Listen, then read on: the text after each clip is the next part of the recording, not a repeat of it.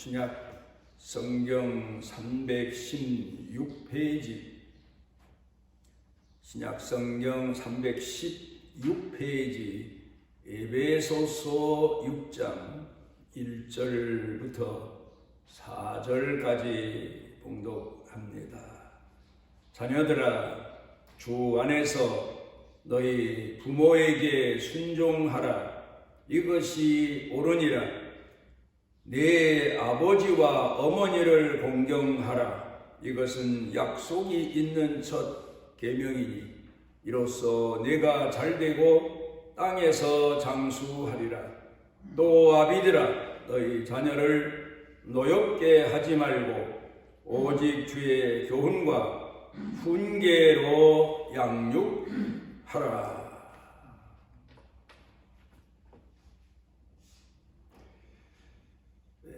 빅토르 위고라는 작가가 93년이라는 제목의 책을 썼습니다. 그 책은 불란서 대혁명 시대를 배경으로 한 이야기를 쓰고 있습니다. 군대가 지나갑니다. 거기에 병사 하나가 이제 함께 군인들과 대열을 이루고 지나가는데 길가에 한 어머니가 아이들 셋을 데리고 가는데 곧 배가 고파 기진해서 쓰러질 지경인 것이 눈에 띕니다. 그래서 자기가 배급받은 빵을 얼른 그 대열에서 나와서 그 어머니에게 전달을 해줍니다. 그랬더니 이 어머니가 그 빵을 받아가지고는 세 등분을 해서 자기 아이들에게 다 나누어 주고 그리고 길을 또 갑니다. 이 병사가 좀 이상해서 상관에게 질문을 합니다. 저 어머니에게 빵을 건네는데 제 생각에는 4등분을 해서 아이들에게도 하나씩 주고 본인도 하나 먹어야 맞는데 3등분해서 아이들에게만 주고 어머니는 그냥 갑니다. 그 이유가 뭘까요? 그랬더니 그 상관이 어머니이기 때문이다. 그렇게 답변합니다. 어머니도 배가 줄여서 걷기조차 힘들지만 아이들을 데리고 어디론가 갑니다. 그런데 사병이 병사가 빵을 건네준 게 너무 고마워서 받습니다. 그런데 그 빵을 자기 몫은 없고 아이들, 세 아이들 몫으로 나누어서 주었다. 병사는 아직 젊어서 어머니의 마음 헤아리기가 일렀던 것 같습니다. 그런데 그 상관은 인생에 연륜이 있는지 그 이유를 압니다. 어머니이기 때문이다. 나도 배가 고프지만 자식들이 더 줄이고 배고플 거다 해서 자기 몫은 없이 아이들만 나누어 주었다. 그런 얘기입니다. 우리가 5월달 되면 어린이 주일, 어버이 주일, 그 다음엔 가정의 달, 그런 얘기를 많이 합니다만 진정한 어머니의 사랑, 아버지의 사랑, 또 그런가 하면은 자식을 향한 사랑, 이 점에 대해서 우리 한국교회가 5월달 되면 많은 설교를 하고 또 성도들이 많이 자신을 돌아보고 그렇게 지냅니다. 그런데 그럼에도 불구하고 이제는 그 5월달 가정의 달이 행사의 달로만 지나가는 것 같습니다. 진정으로 부모를 향한 마음, 자식을 향한 마음, 가정을 향한 마음을 돌이키고 회개하고 그리고 하나님 앞에서 자기 본분을 다하는 기간으로 삼기보다는 그냥 연례적인 행사 그렇게 지나가는 것 같아서 아쉽습니다. 요 근간엔 뉴스를 보거나 매스컴을 통해서 우리가 듣는 바는 가정 문제가 이만저만이 아닙니다. 엉망진창입니다. 부모를 향한 자식들의 마음도 행동도 그렇지만 또 이제는 부모된 사람들이 정신 이상의 증세가 나타나는지 자식들을 학대하고 자식들을 살인하고 이런 불상사가 오늘 우리 사회를 살고 있는 사람들의 마음을 뒤숭숭하게 만들고 아프게 만들고 기막히게 만드는 그런 경우와 얘기를 많이 듣습니다. 한 어머니가 고단에서 일찍 자기 방에서 잠을 자다가 물이 먹고 싶어서 거실로 나옵니다. 그런데 듣고자 해서 들은 게 아니고 아들하고 며느리가 그때까지 잠을 안 잔 건지 자고 일어난 건지 이야기를 하는 소리가 들립니다. 아들 녀석이 며느리 보고 당신이 이 세상에서 누가 제일 좋아? 그랬더니 이 며느리가 자기 남편 보고 뭐 당신이지 우리 아이지 뭐 그렇게 얘기를 하더니 그 다음에 며느리가 대신 이제 아들에게 물어봅니다. 당신은 이 세상에서 누가 제일 좋아하니까 그야 당신이지. 그 다음은 그랬더니 그거야 당신이 낳은 아들이지. 그 다음은 또 묻습니다. 그러니까 이렇게 이쁜 딸을 낳아주신 당신 어머니 장모님이지. 그럽니다. 그럼 그 다음은 그랬더니 당신이 제일 귀여워하는 우리 집 강아지 뽀수이지. 그 소리를 듣고 어머니가 더 이상 여기 밖에서 듣는 얘기지만 들었다가 무슨 얘기를 들을지 몰라서 눈물을 글썽이며 자기 방으로 들어갔던 얘기가 있습니다. 이 얘기가 지어낸 말인지 실제적인 얘기인지 유머인지 그래도 거의 이 얘기가 오늘 우리 사회에서 있음직한 그런 이야기이기 때문에 마음이 아픈 겁니다. 이 세상에서 가장 큰 죄가 뭐냐? 요새 매스컴을 보면 감옥 가는 사람도 많고 별별 일이 많은데 도둑질도 있고 사기치는 일도 있고 또 보면은 살인도 있고 사람 죽이는 걸 그저 사람이 많다 보니까 그런지는 몰라도 그렇게 어렵게 생각을 안 하는 것 같아요. 그리고 사람을 죽이고 나서도 어떻게 그렇게 뻔뻔한지 모르겠어요. 그런데 가장 큰 죄가 뭐냐? 사람 측면에서 물론 살인죄가 제일 크다고 다루긴 합니다만은 그런데 심리학적인 면에서 보면 사랑의 배신이 가장 큰 죄다. 자신을 낳아주고 자신을 키워주고 자신을 성년이 되기까지 양육해준 부모를 배신하는 죄만큼 큰 죄가 어디 있느냐? 그게 심리학자들 말만이 아닙니다. 성경을 통해 보면 이 땅에서 제일 큰 죄가 부모를 거역하는 죄다. 십계명에서 그렇게 순서대로 말씀하고 있지 않습니까? 살인죄보다 더 앞선 죄가 부모를 배반하는 죄라는 사실을 십계명이 일깨워 줍니다. 부모를 배반하는 죄, 예수님께서 누가복음 14장에서 한 가정의 비유를 들어 말씀하십니다. 한 아버지가 두 아들을 키우는데 어려서는 부모님 말씀 잘 듣고 따르고 순종했겠지요. 그런데 이 자식들이 커가면서 달라지는 거예요.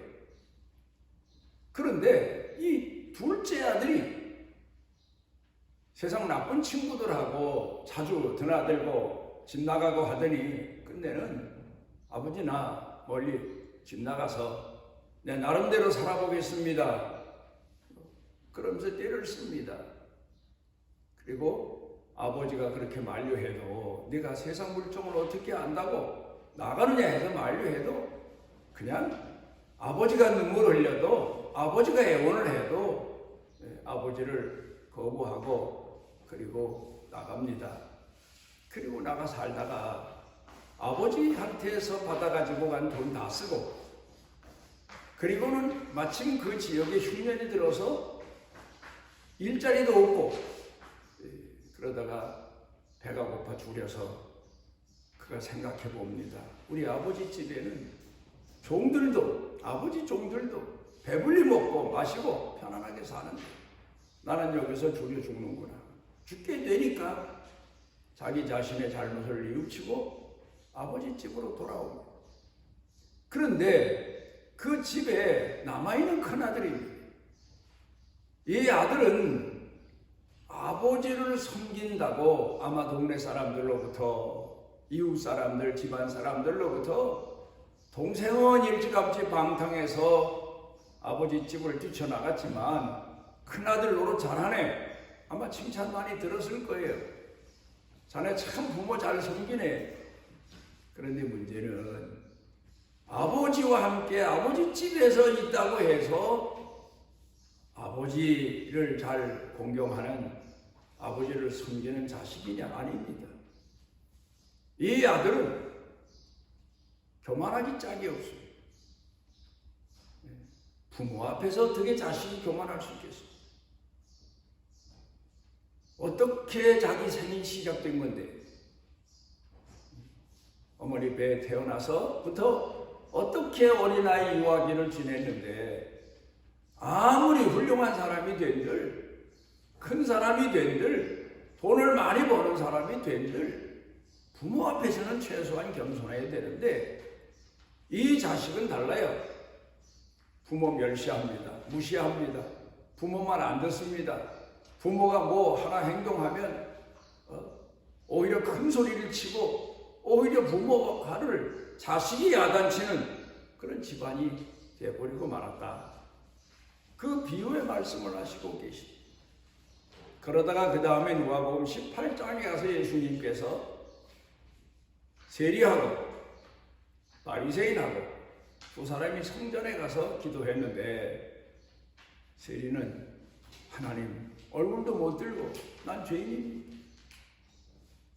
그리고 울며 기도하고 돌아갔고 바리새인은 나는 주의를 지키고 11조하고 선을 행하고 저 세리처럼 나쁜 짓 안 하고 이렇게 오늘까지 정직하고 성실하고 곧게 살았습니다. 그리고 돌아갔는데 하나님은 세리의 기도는 들어주셨는데 바리새인 기도는 듣지 않으셨다. 왜일까요? 교만입니다. 목회하면서 교회에서 보면 참 교회를 내 봉사하고 헌신하는 건 고맙죠. 감사하죠. 그런데 나 자신 자리에서 섬기는 마음으로 봉사하고 헌신하면 좋은데 내노라 하는 사람들이 있습니다. 나만큼 하나님 잘 믿는 사람이 있으면 나와보라고 해라. 나만큼 교회 사랑하는 사람이 있는 줄 아느냐? 자기 자신을 최고의 사람으로 착각하고 그리고 교회 생활하는 사람 하나님 마음에도 안 드는 게 아니라 교회 성도들도 그 사람을 보면 만나면 부담이 돼요. 마음에 자기 혼자 하나님 잘 섬기는 것처럼 우리가 부모를 섬기며 부모 앞에서 마음의 자세가 얼마나 중요한가. 이걸 우리가 오늘 생각해 봐야 됩니다. 옛날에 중국에 들어가서 복음을 전한 선교사들이 중국 가서 보니까 놀라웠게도 서양에서 발견할 수 없는 효도 사상이 대단합니다. 공자, 맹자 다 그 사상 아닙니까? 유교 사상이. 그런데 마침 이건 놀라운 일이다. 잘된 일이다. 왜? 성경에는 하나님 다음으로 네 부모를 공경하라. 오경영에서 말씀하고 있잖아요. 하나님에 대한 계명이 끝난 안식일을 거룩히 지켜라. 다음에 땅에 대한 도리로서는 부모 공경을 첫 번째로 손꼽아 가르쳐 주셨지 않습니까? 그래서 전도지를 만듭니다. 복음을 전합니다. 유교 사상에 쩔어든 사람들이 기독교에 대해서 관심을 가질 수가 없죠. 그런데 전도지를 보니까 기가 막힌 얘기를 써놓고 있습니다. 거기에 뭐라고 썼는가 하면 출애굽기 21장 15절에 내 부모를 치는 자는 반드시 죽여라. 그 다음에 17절에 가서 부모를 저주하는 자는 반드시 죽여라. 또 그런가 하면은 신명기 21장 18절 21절에는 내 부모를 저주하거나 내 부모를 치는 자는 반드시 죽여라. 그런 계명을 전도지에 써서 사람들에게 전했더니 이 기독교 보니까 이렇게 무서운 계명을 가지고 사람을 가르치는구나. 그래서 사람들이 교회에 돌아오게 되었다는 그런 얘기가 있습니다. 오늘 성경 본문 말씀 가운데 보면은 주 안에서 순종하라. 이게 무슨 말입니까? 주 안에서. 제가 그래서 선배들로부터는 주 안에서 그건 주의를 지키고 하나님에 대한 도리를 다하면서 그 벗어난 건 안 되고 벗어나지 않는 안에서 부모에게 순종하라는 뜻이다. 그렇게 얘기를 했습니다. 그런데 아니에요. 오늘 성경 문맥을 위에서 아래까지 쭉 연결해서 보면 주 안에서 부모에게 순종해라. 무슨 뜻이겠습니까? 깊은 뜻이 있습니다. 보통 부모 섬김에 대해서 세 가지를 얘기합니다. 굴종, 부모 명령이니까 싫어도 어쩔 수 없이 따르는 것. 그 다음에 순종, 내 형편은 따르만 하지 못하지만 부모 말씀이니까 따르는 것, 순종. 그 다음에 세 번째는 공경, 존경하면서 부모를 존경하는 마음이 가장 중요한 거지. 주 안에서 무슨 뜻입니까? 마음으로부터. 우리가 하나님 공경하는 게 마음으로부터 하나님 공경하는 거 아닙니까?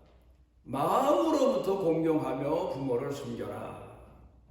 그런 뜻으로 오늘 성경 본문에서 가르쳐 교훈하고 있습니다. 아브라함 링컨 대통령에 대한 유명한 얘기가 있죠. 우리가 아마 몇 번 들은 얘기입니다. 이분이 대통령이 당선돼서 우리로 말하면 국회에 가서 이제 연설을 하게 됐는데 상원 의원들이 있는 미국은 상원, 하원 그렇잖아요. 거기 가서 연설을 끝냈는데 반대파 사람이겠죠. 한 의원이 손을 들고는 야유성 발언을 합니다. 내가 알기로는 대통령은 국민학교 2학년밖에 다닌 학력이 없다는데 어떻게 이 나라의 전반에 걸친 분야에 봉사하고 헌신할 수 있느냐. 학력이 짧아서 대통령 하겠는데 그 말이죠. 그런가 하면은 당신 아버지는 길거리에서 사람들 구두를 수선해주는 구두 수선공이었다는 얘기를 들었다. 그런 아버지에게서 나라 다스리는 지혜를 배웠겠느냐? 이렇게 야유를 합니다. 다른 그 자리에 참석한 의원들도 그렇고 또 방청석에 앉아있는 사람들도 그렇고, 야, 세상에 대통령 취임하고 상원의원에 와서 연설을 하는데 어떻게 저런 심한 말을 아무리 반대파 사람이지만 할 수 있겠느냐? 아브라함 링컨이 뭐라고 답변할까? 마음을 조이면서 듣습니다. 그랬더니 아브라함 링컨이 감사합니다. 제가 근간에 대통령 유세 다니고 대통령 당선되고 분주하게 지내다 보니까 제 아버지에 대해서 잊어버리고 살 뻔했습니다. 일깨워 주셔서 감사합니다. 맞습니다. 저는 아버지가 가난해서 국민학교 2학년밖에 졸업을 못했습니다. 그리고 우리 아버지는 구두 수선공이셨습니다. 그런데 그래도 우리 아버지는 많은 사람들로부터 성의껏 구두를 수선해주고 구두를 기워주는 분으로 인정을 받고 지내셨습니다. 그래서 저는 그 아버지 모습을 성년이 돼서도 잊을 수 없습니다. 그리고 제가 어려서 아버지가 구두 수선하는 것을 어깨너머로 본 지식이 있는데 지금도 구두 수선은 할 수 있습니다. 의원님, 혹시 구두 망가지면 저한테 가져오십시오. 성의껏 제가 수선해 드리겠습니다. 얼마나 멋있는 유머고 답변입니까? 그래서 방청석에 있는 사람들과 그리고 그 상원 의원들로부터 박수를 받았다. 아브라함 링컨이 비록 아버지로서 남들 아버지처럼 자식 교육을 못 시키고 자식을 어렵고 가난하게 키웠지만 얼마나 존경했나. 그가 얼마나 아버지 어머니를 존경하는 마음에서 지내왔나 하는 것을 알 수 있는 답변이죠. 얘기죠. 내 부모를 공경하라. 오늘 성경 본문에서 그럼 땅에서 장수하리라, 땅에서 번성하리라. 여기 오늘 성경 본문에 가르치는 교훈입니다. 그런가 미국의 초대 대통령 워싱턴이 어렸을 때 꿈이, 그때는 비행기 타고 여행 다니던 때가 아니고 배를 타고 세계 여행을 다니던 때죠. 아직 비행기가 사람들이 타고 다닐 만한 비행기가 만들어지지 않은 때라. 그래, 꿈이 그겁니다. 배를 타고 세계를 다니면서 여행하면서 많은 걸 배우리라. 그런 꿈을 가지고 자랐습니다. 이제 청년이 됐습니다. 그래, 이제는 내가 꿈을 실현해야 되겠다. 그리고 나서려고 하니까 어머니가 웁니다. 그 아들을 어머니가 울면서 놓아주질 않는 것. 위험한 일이다. 바다에 나간다는 것은. 그리고 너를 멀리 떠나보내고 내가 어떻게 살랴. 뭐 그런 여러 가지 어머니 된 마음에서 울면서 밤새껏 울면서 어머니가 밤잠을 이루지 못하는 모습을 보고 이 워싱턴이 자기 꿈을 접어버립니다. 그래, 어머니가 저렇게 울면서 반대하시는데 내가 어머니를 어기고 세상에 나가서 넓은 세상을 본들 경험한들 무슨 소용이 있겠느냐. 집에서 어머니 모시고 살면서 공부하고 집에서 어머니와 가까이 있으며 살자. 그런 결심을 하고 그리고는 집에 머물렀는데 그 이후로 그가 많은 국가를 위한 공헌을 하게 됐고 결국 많은 국민들로부터 존경을 받아서 미국의 제1대 대통령이 되는 영광을 누렸다고 합니다.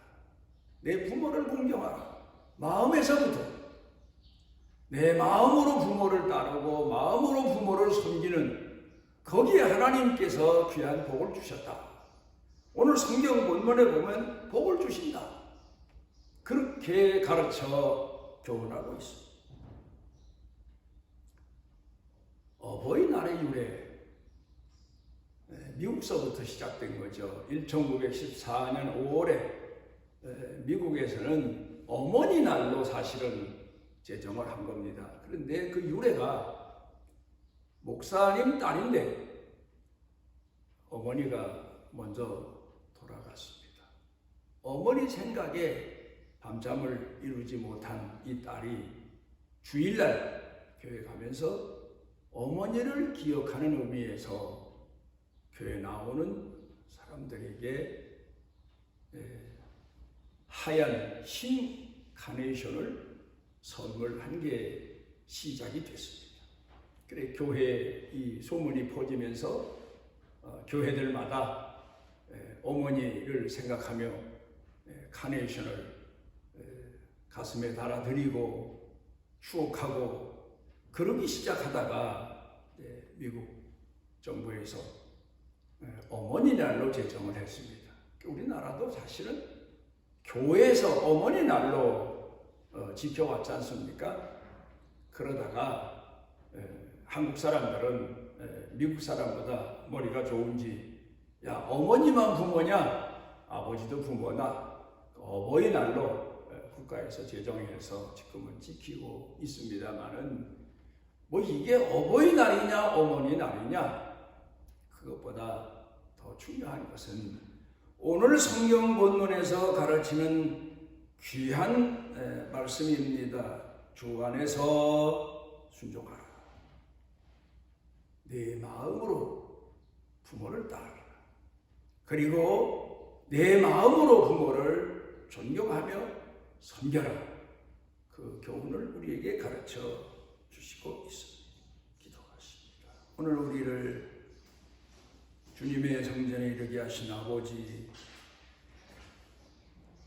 우리에게 한 가정을 통해 부모를 섬기고 자녀를 사랑하고 하면서 하나님의 뜻을 헤아리게 하셨고 또 하나님의 은총을 가슴에 담고 살 수 있도록 은혜 주셨사온데 우리 한국교회 또 우리들 가정 하나님께서 가르치신 교훈의 말씀으로 이 세상 끝날까지 사랑이 있고 공경이 있고 순종이 있고 포용이 있고 용서가 있고 배려가 있고 이해가 있는 축복된 가장 따뜻하고 사랑과 은혜가 넘치는 교회 가정으로 살아갈 수 있도록 은혜를 더하시옵소서.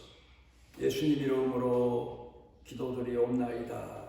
그 날개 아래 보호를 받으러 온 내게 온전한 상 주시기를 원하노라.